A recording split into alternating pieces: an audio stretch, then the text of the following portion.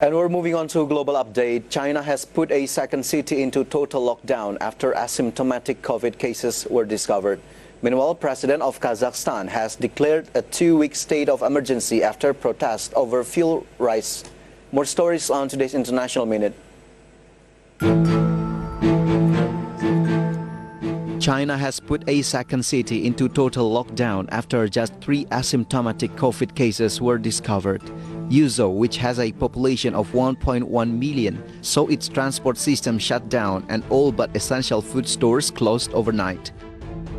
It follows a similar lockdown in Xi'an, where 13 million have been confined to their homes since 23 December. The strict measures come ahead of the Lunar New Year and the Winter Olympics due to be held in Beijing. The President of Kazakhstan has declared a 2-week state of emergency in parts of the country after protests over fuel price rises turned violent.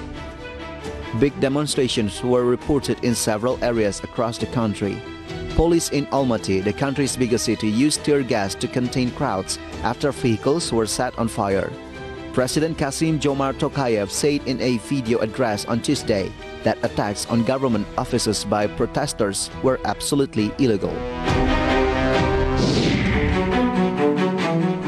The U.S. has recorded more than 1 million new COVID cases as officials warn the peak of a fast-spreading Omicron surge is still to come.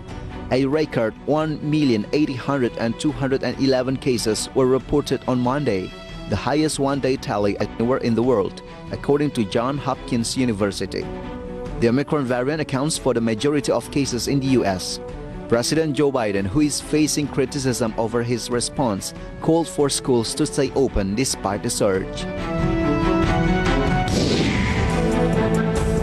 Asus has been forced to issue a product recall after reports from some users that its motherboards were melting.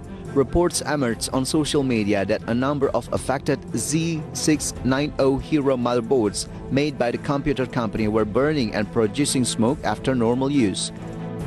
Asus acknowledged the fault and said it could potentially affect specific units manufactured in 2021. IDX Channel reports.